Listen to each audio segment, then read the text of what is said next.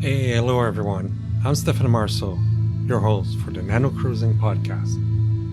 Today I'm joined by Geoff McQueen, a sailor, boat builder, and now author of the newly released Cruising Wild, a book about his circumnavigation of Tasmania on his own built John Welsford Houdini.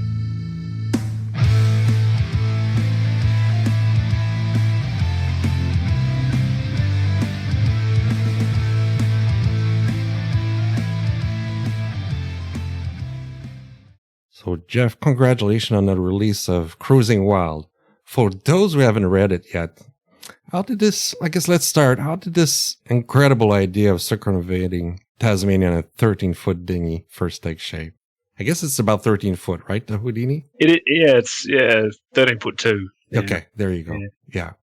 So well, it took shape slowly, actually. It took shape slowly, and then it took shape fast because I'd actually sailed some sections of the Tasmanian coast. I'd even crossed Bass Strait and back again when the idea came to me. And then once I got the idea, I was like a dog with a bone, and I just couldn't let it go. And right. And so I thought, I just realised I could potentially do it.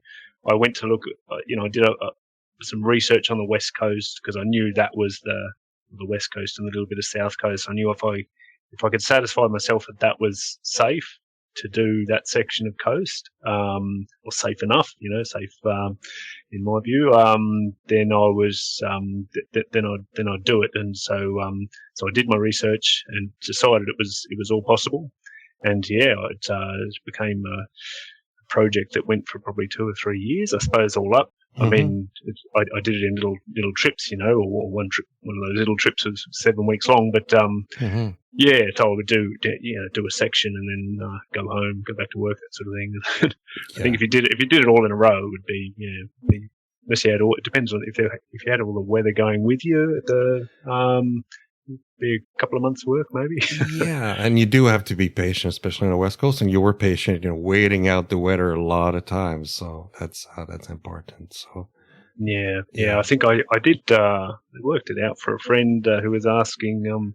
Now I've got to remember what it was. I think of the 100. It was 100 or so days, including the Bass Strait trip. I was sitting out for about 60 days. I think we worked out. So. Right. Yeah, 60 days of just sitting there waiting for weather to improve. Yeah, absolutely. Yeah. That's a sign of a good sailor, somebody that can actually wait out weather. So that's really good.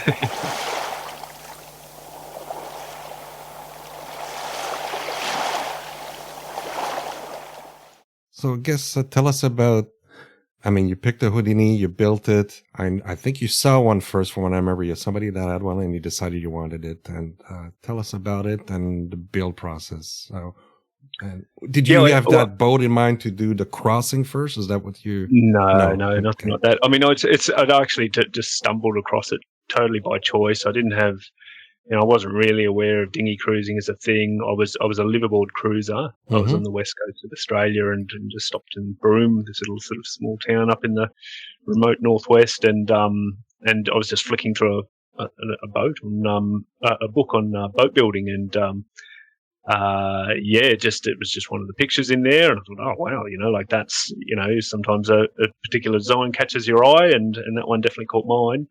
And so I did a bit more research on that, and I guess the design, when I looked at it there, I thought, that's a seaworthy dinghy, it's not, and it's a really nice looking dinghy as well. And so I guess I sort of fell in love with the design before I sort of thought about what you could do with it. Although it was obvious to me that you could do, you could probably go and do some reasonably adventurous coastal cruising on it. And so, that thought sort of just stayed with me, and it took a couple of years more than a couple of years before I'd actually finished building it, and sort of conceived of these larger trips. But when I started out, my first sailing trips, I wasn't really sure, not having done a lot of dinghy sailing, I wasn't really sure what the limits were, I suppose. And the first few trips were really finding that out, testing the waters and just seeing what was possible. Right. And then do you want to tell us about the build process, or? Oh yeah. Rewarding, surprising part of the build, and Well, it wasn't my first build. I built an Ian Outred puffin quite a long time before, maybe 5 or 10 years before, and so I built that. I built a tender for my yacht, another Welsford design. And that was a real quick sort of 2-week job from from start to the last go to paint. And so I knew what I was doing. I knew what I was getting into with the build, but it was the biggest boat I'd built, the Houdini. But it still took me a few years, like it's, I remember, I think on John Welsford's website for the Houdini design, he says something like, I think he had it planked up in 2 weeks or something like that. And that's, and there's a guy who's built another Houdini in Hobart, and it was just in a matter of weeks he had the boat finished. And I've seen that. I mean, that's great woodworking skills, I suppose. I talked to him briefly, and he says, "Yeah, you just got to know all the shortcuts and that sort of stuff, how to do things efficiently, and maybe not shortcuts on quality, but he knows how to do things fast." And so I took my time, and because I had to, and it must have been. It must have been at least, it was probably 2 years, I suppose, before I got her on the water from when I started building her. Yeah. Nice. Yeah. So the book starts pretty strong with a crossing of Bass Strait. So tell us how you came to say, okay, let me cross this to mainland. Yeah, I get, because living in Tasmania, it's it's always just there, Bass Strait. We see it often enough. I used to. It's got a fierce reputation. So I think even from out here, we know it's got a very fierce reputation. So, and it's right. Yeah. What is it? 120 kilometers across, something like that, or? Oh, was it? Well, the route I took across was about 130 miles. 30 miles. I'm sorry. Yeah. So that's a lot more. Yes. I think I probably got the reputation for, you guys are aware of the Sydney to Hobart yacht race. Of course, yes. And the famous, Yeah. So they cross sort of down one side of Bass Strait, I suppose, down the eastern side, and so that's where they often, run into the most severe weather. So that might be part of where it gets its notoriety from. But yeah, there's a lot of sort of conditions there in Bass Strait conspiring to sort of make it a bit unpredictable, a bit rough. I was talking to a mate the other day who works on the ships going across Bass Strait, and he just says, there's the weather's nearly all, the wind's nearly always stronger than what the forecast says. It might be one of these funneling effects of it going through, but also the water's not hugely deep around the place. Some places are quite variable. You get currents going in and out, and then you combine that, it's sort of one end's open to the sort of Southern Ocean, the other one's open to the Pacific Ocean. You get it all coming together, and it's not to be taken lightly. It's not your average sort of 130 miles, but yeah, I live in Launceston in the north of Tasmania. I used to work at a mine over on the west coast, and my early morning commute each week was to drive along the north coast, and my first view of Bass Strait, it was always used to be, in these early morning things, you drive up over this hill and then it's all just, unfolds in front of you. And, I'm heading off to a week of work on the west coast, and I'm just looking out at this, and it was quite often, it's just beautiful. It's looks nice. Benign. It looks benign all the time, of course. Yeah, especially that southern section there. It's reasonably well sort of tucked in and protected, and so it just looks like you can just sail across, it's just over the horizon over there.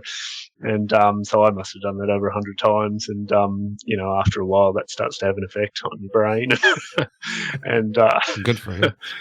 And so once I got that idea, I suppose I couldn't really shake it, and I did I suppose I've done did some research, and I decided where I would go on the trip. I wanted to make it a really a great trip. I decided I wanted to sail straight across, because you can go up the eastern side and hop up some islands and make it a day hopping trip. But for whatever reason, I decided I really wanted to just go straight across. I think it was actually, I wanted to really experience this, I really wanted to make a big trip. This is that challenge, I suppose, but also that sort of allure of just really setting out to sea in a little boat. Right.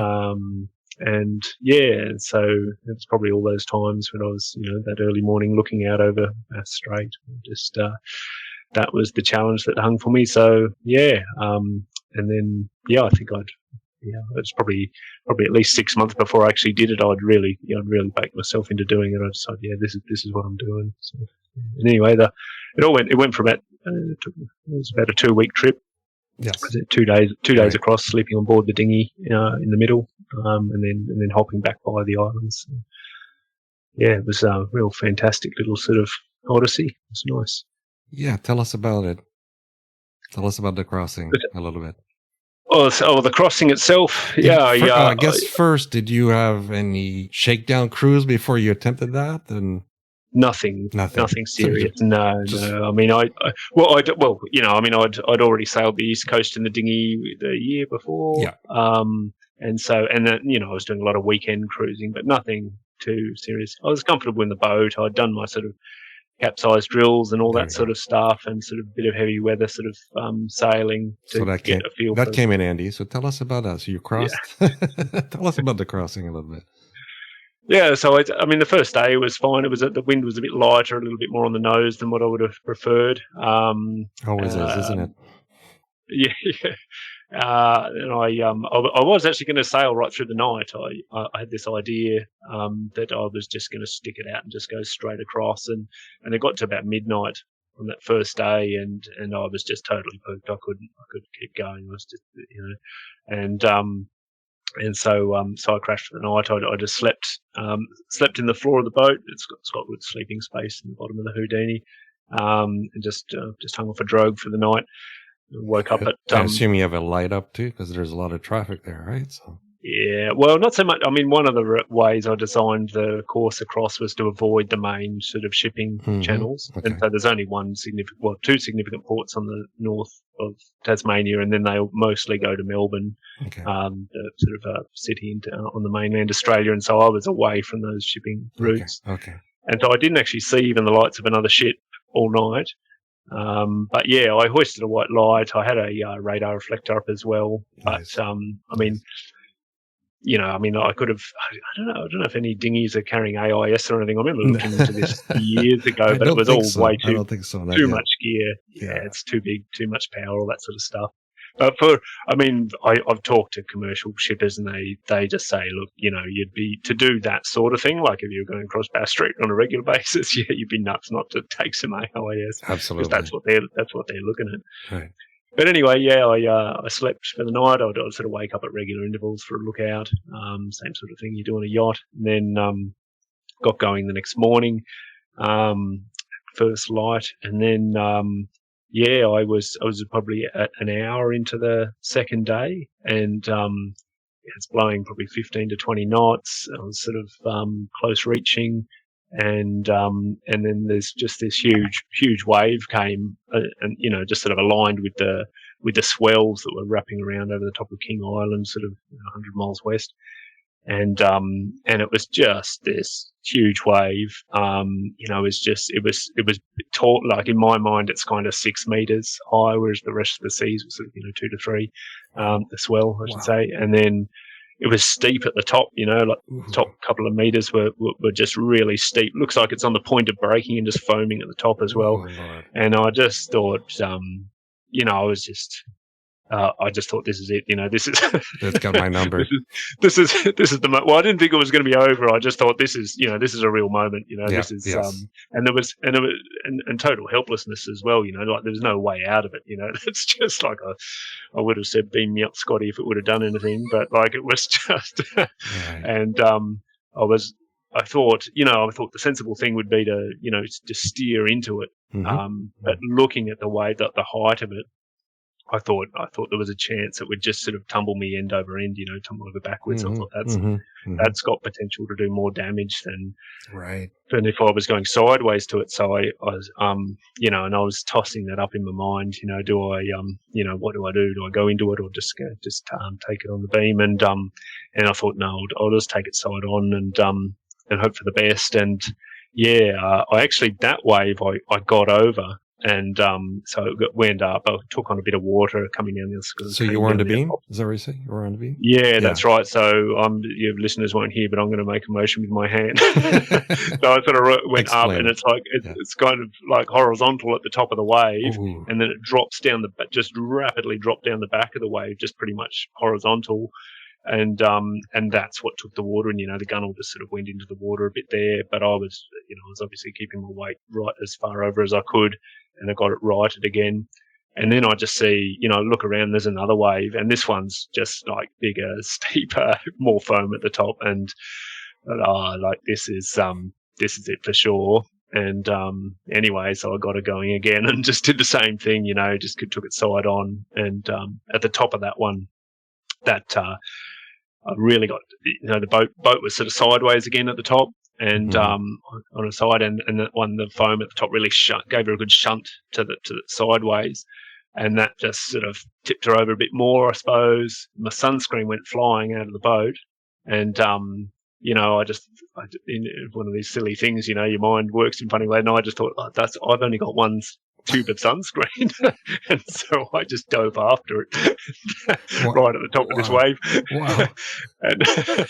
And I got it, and then at the same time I hit the water, and it just the boat had no chance. She just went sideways straight down into the water as she dropped down the back of the wave, and was just lying there. And then there was no more big waves. That was it. It was just two great big curlers that passed through. Were you tethered to the boat at all, or no? Yeah. Okay. So I always tethered into the boat. Yeah. Not that it would have mattered too much on that occasion, because once she's in the water, that got to right her, and then she's full of water, so she's not going anywhere fast. I always keep the tether for the occasion when, let's say I accidentally fall out of the boat, you take your pee over the side or something, you fall in, and then there's no water in the boat, and the sail's up, and, and it can very easily just drift out of your reach. You can't swim too fast with the gear on. Right. So that's why I wear the tether. That's a good idea. And absolutely. Yeah, absolutely. And, as a backup to that as well, I carry like a PLV on my life jacket and that sort of thing. So I had a mate that died. I explain that in the book, who his yacht was just found drifting in the sea, and I can't. It was crocodile infested waters, and so he wouldn't have been swimming. So he probably just fell off the boat and couldn't, maybe blew out of his reach, or he just couldn't climb back on board. And so that's sort of been in my mind. So I've got sort of multiple layers of safety for that occurrence. Right. I think it's a big one that, I don't know if you have it much up there, but it comes around with quite regularity in the news, where the police find a boat that's drifting on the water and no one's there. And, and, and I don't know if people are really getting it, because I remember listening to the last one that happened, and the police were saying, we don't know what happened. This guy had all the safety gear on board, like he had flares and all that sort of stuff. And you think, look, if he falls off the boat and he can't get back on, or if it blows just out of his reach, it doesn't matter what he's got on board. A fall off the boat, if you can't get back on, is like 100-meter fall onto concrete. That's it. That's what I tell people, really. When you're on a boat, think about it like you're on a cliff that there's nothing out, right? There's no chance of falling off, right? So, especially in the sort of wilderness areas, if it's just in a lake or you're close to shore, not so bad. But I think it's one of these unrecognised things. Definitely in Australia, they focus very much on life jackets. Whereas and maybe they overlook the just that other aspect of just what happens when you fall over and the risk of that.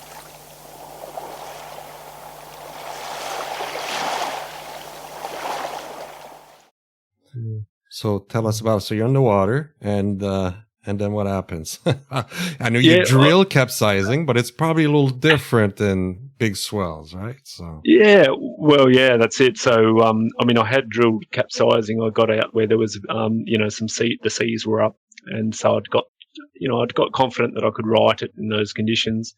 And additionally, I'd put those inflatable rollers that you get. So I'd put those under the gunnels. Right. With the hope that would provide a bit more stability, because the Houdini is this great tub of a boat, and with all the water in it, you potentially sloshing around.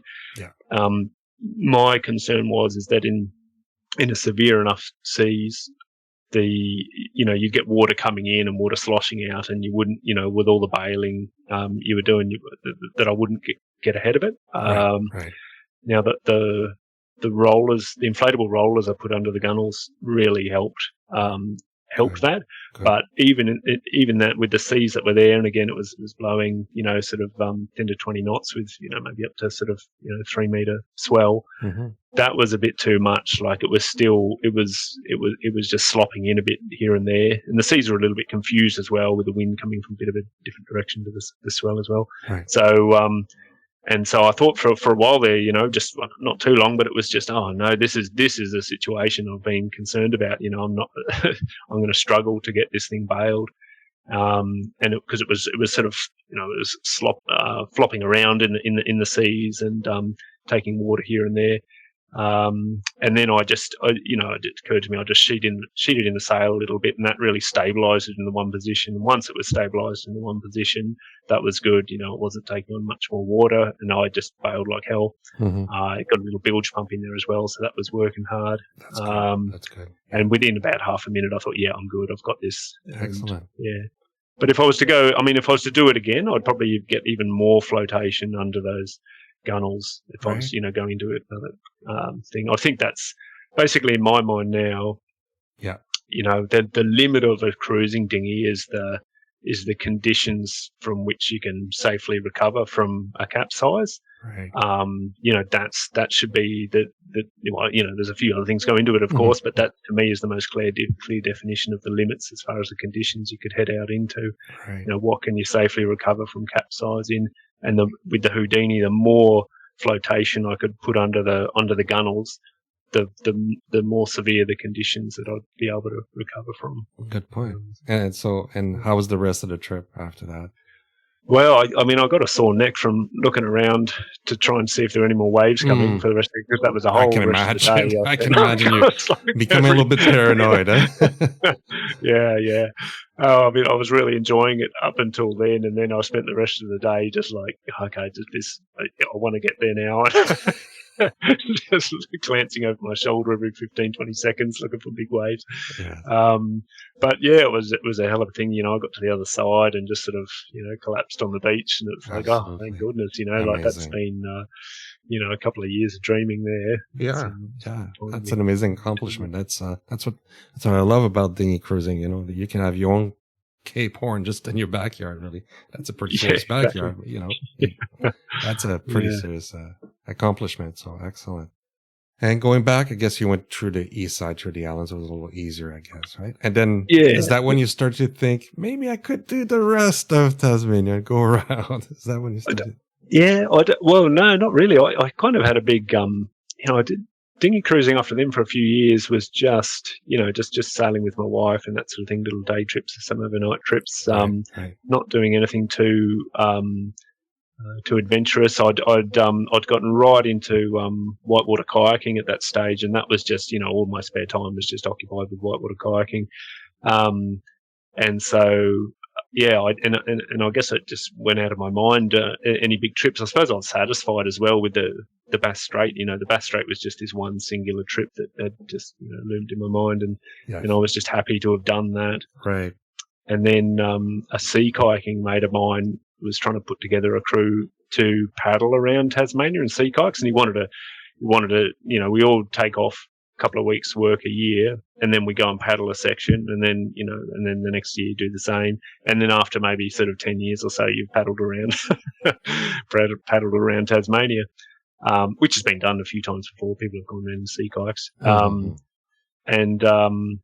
and so I thought that sounds like a great idea. I'll sign up for that. And then, but pretty quickly I realised, hey, I've already done the east coast. Like that's a third of the way around Tasmania, and and a bit of the north. And so I thought, I looked into it. I thought I'll see if I can do. I had to satisfy myself that the west coast, which was anyone here would tell you that the west coast is going to be the most treacherous. It's all open to the Southern Ocean, just sends big swells up onto there. The weather's notoriously bad. And the coast not a lot of places to hide either, I don't think, right? Yeah, well, there's a few, but they're often very sort of rocky, pokey little holes, and then you combine that with a big swell. There's whole unsurveyed sections as well, Yeah, there's a lot of and unsurveys. That's right. it's just not a friendly place for boats in general. And so most recreational boaties will either steer clear of it, or they'll stick offshore. There's a few crayfishing boats that work the coast, and they'll come in close, and it's impressive to watch them do it. I mean, they must have really learnt where all those unsurveyed rocks are over the years. Right. But yeah, it's real. Yeah. Anyway, I mean, it was so I did my research there, and I decided that with what I knew about myself and the boat at that stage, that it wasn't crazy. I could do it, and but I would need to have a lot of patience waiting for the right weather, because most of the time the weather's too severe to be heading out in. Either the swells are too big to get in or out of the place where you're at, or the wind's too strong, or it's from the wrong direction. Like I said, there's only a small percentage of the time when the conditions are right, appropriate for heading out in a dinghy. So yeah, once I'd confirmed for myself that the West Coast was going to be safe, I thought, yeah, that's I strove towards doing it, and then similar to the idea that my mate had with the sea kayak, I decided to do it in little sections. My wife would come and drop me off and pick me up at the end, start and end of each trip. Yeah. And they would go from on the north coast there. They were actually just a couple of little day trips, but then the southwest part of the coast, that was a 7-week trip. A lot of it spent just waiting for weather. A lot of patience, which is the way to do it. Absolutely. Right. So. Yeah. There was just no. I mean, there was everything from 7-meter swells crashing into somewhere where you couldn't get out if it was bigger than like 2 or 2.5 meter swell. So you just got to sit there and wait for that. And I think as well, like, I probably should have gone the other way around Tasmania. Oh, really? It just seemed like on the west coast, like maybe it's my imagination, but it always seemed like the wind was going from because it's either too strong or whatever. But like a lot of the time, it was just from the wrong direction as well. I thought, it'd be great if I was sailing the other direction. But because I'd already done the East Coast, in one certain direction, I wanted to link it all up and do it in the right order and the right direction. That sort of thing. So I was kind of just tied myself into it. Were there any surprises, or were you caught in bad predictions? Sometimes the weather plan and weather forecast didn't match or anything. I did push my luck with a front coming through once and just got clipped by it, but that was more of a lucky thing that it didn't come, just a short time before. But yeah, I scooted into some safety, the place I was aiming for, but most of the time not, I was pretty cautious about heading out on the water. I set myself a rule with when I'm setting out for a day, I'll say, I'm not going to go out if the forecast is for more than 20 knots of wind. And that's not that the boat can't take more than 20 knots of wind. It's just that, they often get it a bit wrong, They're off too, right? So. And so I definitely wouldn't like to head out more than 30 knots. And so if I put my limit at 20, then that's a pretty good safety margin. And then the other thing I always plan to be reaching and running, so I don't go out to beat, because again, if they're wrong, you go out to beat and then all of a sudden the wind moves, 20 degrees onto your bow, then there's all sorts of problems as well in whether you're going to reach the destination. And then on the West Coast, that's a real problem. Like, you've got to reach the destination, you can't be, overnighting offshore in that place. You just got to get there. That's right. Do you find you see other boats? I mean, maybe there are yachts doing that, and you might have more flexibility because you're smaller, so you can sneak in, get out of the weather if you need to. Is that correct? Yeah, definitely. Yeah, I mean, there's the yachts sensibly just tend to go to the main harbours. There's a couple of main harbours there on the west coast, so they'll go in there nice and safe and secure inside, and they'll just head offshore to cruise the coast. Stay a good couple of miles offshore at least. but there's a whole bunch of places that they're not seeing. I mean, there's places you can get yachts into, but very few of the yachties will actually sort of poke in amongst there. Right. That's what I find. And you always see so much more because you can get so much closer, right? Yeah, so. Absolutely. And I got into places that no yachts would ever get into anyway. You know, right. It's just a shallow draft, and so it opens up all those possibilities. I kind of think of it like, you know, a dinghy's, you know, you've got that similar flexibility to a sea kayak where you can get into, you know, little sort of pokey, rough places, not quite as flexible with it as, you know, sea kayak. You can almost get up on a surf beach and that sort of thing. But then, you know, you've also got this, you know, you can carry a heap more gear, you can sleep aboard, you can do all that sort of stuff. So, yeah, it's this, it's the safety that provides, you know, that you get with that smallness.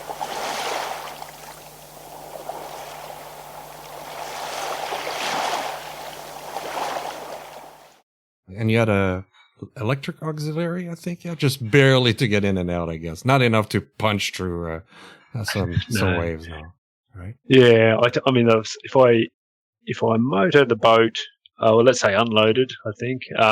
Yeah, you're probably pretty loaded too.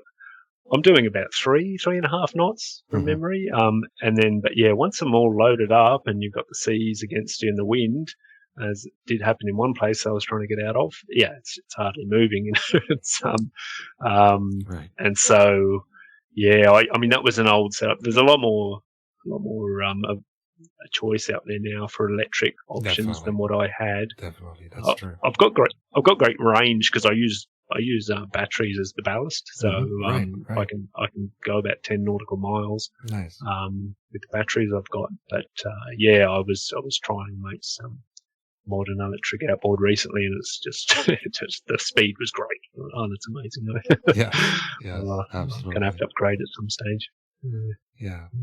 So you do mention patience as key. So you learned. I mean, you waited a lot. So what did you do? Did you learn something about yourself while waiting, or delays? Oh, look, yeah, that's a really interesting question because you know that show learn Alone, a new instrument. I don't know.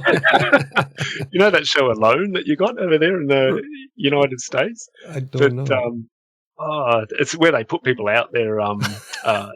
A lot, you know, they got that. Like, they can take 10 items, and then it's a competition to see who can stay out there the longest. And if you stay out there the longest, you get $500,000. And then you know, I'm a bit of a fan of the show, especially the US version, because they sort of take it a bit more seriously. But you often see people like, you know, they call it tapping out. You know, they call out, say, I can't take it anymore. And you see people tapping out, and you're watching the show thinking, oh, they've only been in there a week or two, you know, they're hardly starving, and then, but once you spend a week, like I was stuck for almost 3 weeks at one place, and it was, you were tapping out. If I could have, yeah, but it was, you know, and I had stuff to do, you know, I had some books to read and things to cook, and I wasn't starving and all that, but you realize, you know, just spending that amount of time by yourself with not much to do, you get to see it, like, you know, I get it, you know, I get why people sort of tap out on that show early, and yeah, it was really interesting. I even had some sort of curious mental experiences, you know, where you just like one time just had this intense claustrophobia, of just like, you know, you just it's really hard to explain, but it would be a bit like, you know, the claustrophobia as in, you know, because you're in this enormous open wilderness, but it all feels like I can't go anywhere without taking me with me. So I'm like, and I just had to shake it off. I went fishing, and even like you could say, oh, why didn't you go fishing all the time? But like sometimes it was just so windy, you know, and I was just flicking lures, you know, the lure blows back onto the beach. So,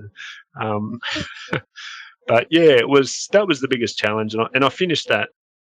When I finished all of those, I was particularly that southwest section, I'd had enough time to sort of think and be by myself, and I thought, yeah, and like that's the last time I'm doing that. That's the last time I'm really setting off on an open-ended trip where I might have to set things at least alone. You know, I do it with someone else,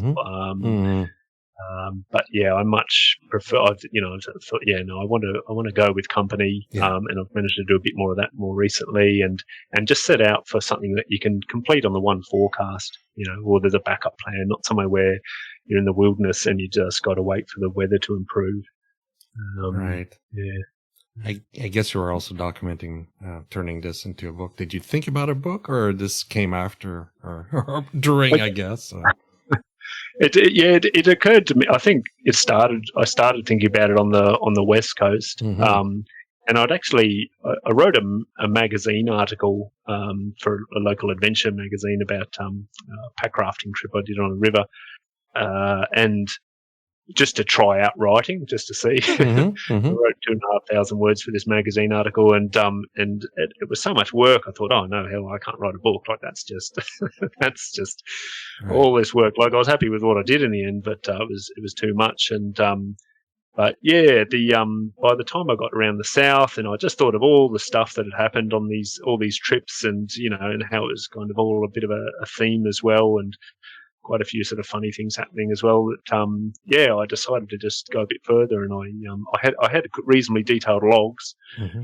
of all my trips, and I just scanned them in and got them digitized and went from there. And it was Nice. So I suppose it was somewhere on the West Coast that the idea sort of cemented, because that's when my logs. I started writing down the more entertaining things that happened rather than You had just more time. yeah, exactly. I hadn't had plenty of time for that. Yeah. Yes. Yeah.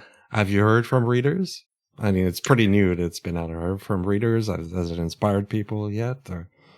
Yeah, I've got a few messages through various channels, and probably the most gratifying comment I get is that people just really enjoyed, like that they found it entertaining, So, Yeah, and that's really what I was going for, I'm not trying to say either wow I did this and this or this is how this should be done or anything like that, because I totally disagree with most of that sort of stuff. But I just, I thought sort of it's an account for that your average dinghy cruiser can maybe just look at where I've things I've tried that have worked or not worked, and maybe that can help some people. But also just to make it an entertaining read. That's just that's probably the best bit of feedback I get. So, yeah, absolutely. Yeah, really.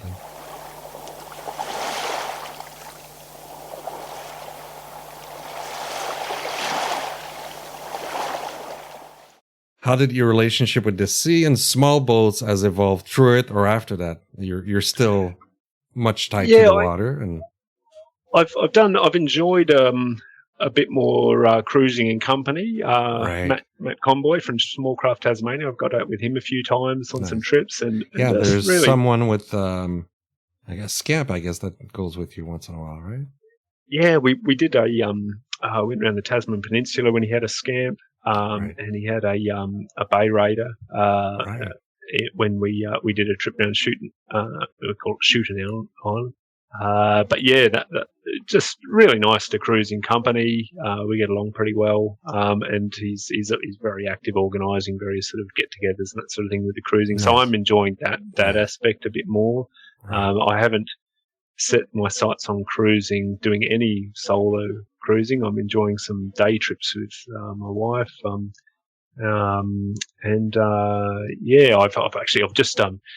just ordered a Canadian canoe from Canada, so I'm hoping to do more canoeing now as well. It's not a big deal in Australia, open canoes, at least not with the quality sort of canoes. So once I get that, which might be next year, I'll be keen to rig that up with a sail and get around on the lakes and that sort of thing. Nice. Oh, you'll try that. What advice would you give someone dreaming of similar small boat adventures, but they're always hesitating to take a first step? Well, I reckon just taking the first step is, but the first step obviously has to be something you're confident to pull off. Right. There wasn't much on any of my trips where I left where I had much doubt in my mind that I was going to complete what I did. I was pretty much across everything. But if I'd set out for my bigger cruises, when I first had the boat, well, yeah, I would have been totally clueless and would have run into trouble. So, if the first step is, heading out in protected waters for an overnight camp and that sort of thing, I mean, you're going to you're going to finish each cruise with a little list of things Right. that you want to take on the next cruise, and things Correct. to do things differently, a bit of extra, things to fix, things to buy, that sort of stuff, and then you learn a bit by hearing about other things, and after and then things happen. You might have a near scrape or two, or something breaks, and you go, oh yeah, I should have checked that before I went on the. So checking the boat becomes a thing, and having your repair. Yeah.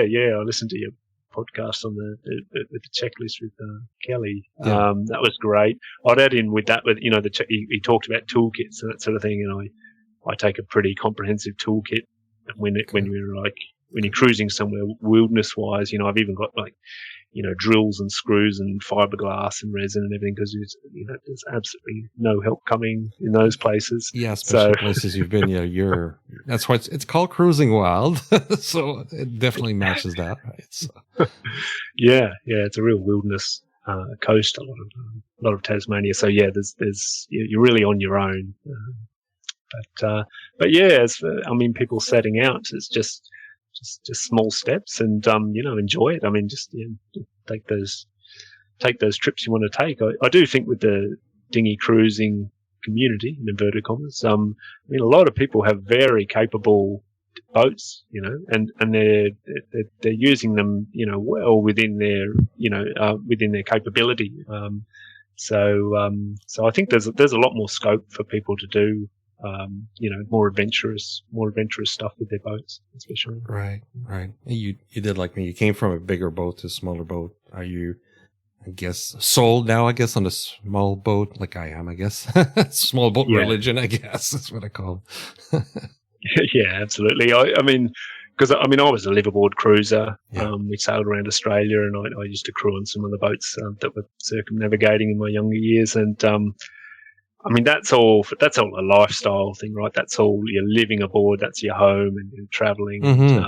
It's great too, and it's fantastic too, definitely. Yeah, exactly. But when I stopped that, and I still had the yacht here in Tasmania, and it was just on a mooring on a river, and I'm busy with work and all that sort of stuff, and you might have a day or two on your weekends to get out, and you're more likely you'll go and spend that time fixing something on the boat rather than going for a sail, and then when you do want to go for a sail, you're kind of stuck to the area where it's at. Correct. And so I didn't use it much in the 2 years or so I owned it, the yacht, after I finished cruising. But a dinghy, you can go out for half a day. I can drive to all sorts of places in Tasmania on a weekend, wherever the weather's good. So just so much more practical, small boats for the person that's got a normal life. Yeah, absolutely. I think you get a lot more out of it because like you say, you can go anywhere. You can go easily anytime. It doesn't cost you $10,000 a year either. There is that too. It's a different magnitude, definitely. So I think it's more enjoyable as well. When you're out on the water, I just enjoy the responsiveness of a small boat, and just, there's some sort of, I find it difficult to sort of articulate properly, but just the sense of adventure you feel when you're out on the coast in a little boat cruising along compared to a yacht. Absolutely. A yacht, I find I've got more stuff knocking around my head. I've got more things to think about. More adventures planned with the Houdini, or? No, nothing. Who knows what'll sneak up on me? I feel like, sorry, I do have one that I'd like to do, and if I'm going to do it, I want to do it with someone. Right. So if there's any people in Queensland, let me know, because the idea is to go up to Queensland. That's sort of on the east coast of Australia, up to the northern half of the east coast, and sail from Yeppoon, which is in the Harvey. It's Keppel Bay sort of area, Keppel Island, and then sail via the offshore islands up to the Whitsundays. Right. You guys have heard the Whitsundays. I've heard of this. Yes, absolutely. This famous little magical area, tropical right? archipelago. Yeah, it's beautiful. It's really beautiful. And I've cruised up there in a big boat, and even before I knew anything about dinghy cruising, when I was sailing up that coast, I thought, wow, this would be great in a little boat, like just popping in on all these little islands and stopping along the way. There's enough there's nothing you could do without there's none of the hops between the islands that you couldn't knock off in a day, you know, a big Right. day, some of them. But Right. yeah, so yeah, it'd be great. I think And I actually know somebody in Australia that I think would be really up for it. He's been on the show too. Bruce, I don't know if you're listening, but I think there's a All right. calling here. Okay, I think I know who you're talking about. Yeah, Yeah, you know. yeah. Oh, we'll have to get something lined up because I've tried to convince one or two other people, and you know, and it's just too much of a big commitment, you know, yeah. to get up there. And yeah, and it's not for everybody, and it's you know, there's people who want to do it, the adventure. Some people just like small adventures in group, different areas, so it all different things. So it's great to be in a group. I'm with you too. I love you know, I'll go alone too, but sitting in a group, I think is a lot of fun. Yeah, a lot of fun. Absolutely. And it's kind of safer as well. Like I'm a little bit sort of. I know with yachts, you know, a lot of people like to cruise in company because they feel some sort of safety in the group, which I never really thought was really correct. But but there is a bit of safety, especially with dinghies. You know, like when you've got someone else around, and that's I know with small craft Tasmania, Matt put up a video where he got hit by the head on the boom, you know, and. Mm-hmm. I mean, it turned out okay, but it could have been worse. And if he was by himself, you know, I mean, that could have really been an emergency. And yeah, and but just also, you know, if someone damages a boat, you're twice as more likely to have, you know, spares that could something that can be jury rigged or something like that. Yeah, there's so many stories of this. You know, everything jury rigged. Somebody, you know, mast falls off. Anything. A hole in the boat happens, and people's got epoxy. It's incredible. So when you get a group, you always it's great for that, definitely. And generally, I find the dinghy cruiser group, the people are such friendly, easy people to get along with, so it's always fun too. Yeah. It's a good little community. Good community. Anything else you would like for listener to partake with their listeners that we may not have covered? Nothing jumps to mind, actually. I think it's been a good little chat. I think covered off everything. Yeah. Thanks. You want to tell us about your book, where they can find it, or? So it's called Cruising Wild, Dinghy Sparts Tasmanian Voyages, and you can get it on Amazon. So yeah, it should be able, if you go to Amazon, just type in Cruising Wild, Dinghy Sparts Tasmanian Voyages, or my name, Geoff McQueen, as well. You should be able to find it. The picture is fantastic to it too. I love the picture on this. So. Yeah, it was such a fluke thing that picture got taken as well. So I sort of wish I'd done a bit tidier job with the sail. You know, you never know. You're always critical. Yeah, well, you never know when someone's going to snap a great picture that you're going to want to use. Oh, yeah, I should have tightened it up. Thank you very much, Geoff. It was so much fun talking to you and learning about your story and your accomplishment. Congratulations, that's fantastic, and so glad you documented it. Like I said, I read it and I went on Google Maps to see all the little spots because I'm not familiar with the area, but it's fun to follow, and then you look at pictures of what's around there, and it's great, and you do a lot of history with it, so thank you for sharing that. Really enjoyable. So. Yeah, thanks Stefan, thanks for having me on. It was a good chat. Thanks for listening to the Nano Cruising Podcast. I hope today's conversation gave you something useful, inspiring, or fun to carry into your own adventures on the water. If you'd like to stay connected, you can join our email list. That's where I send out new episodes, updates, and the occasional bonus resource. We also have a lively Nano Cruising Facebook group full of friendly dinghy cruisers and trailer sailors from all over the world. It's a great place to share ideas, get advice, and meet people who love small boat adventures as much as you do. If you like this podcast, you can support it by sharing it with your friends, giving it a 5-star review, or if you want to support the show a little further, join a Patreon group. It's completely optional, but it does help cover the behind-the-scenes costs and frees me up to keep bringing these stories to you. Plus, there are some free perks at each level, and as I like to say, anything extra will inevitably be converted into epoxy marine plywood. All the links you need are in the show notes and on nanocruising.com. Until next time, get out there, explore, and as always, seize your own adventure.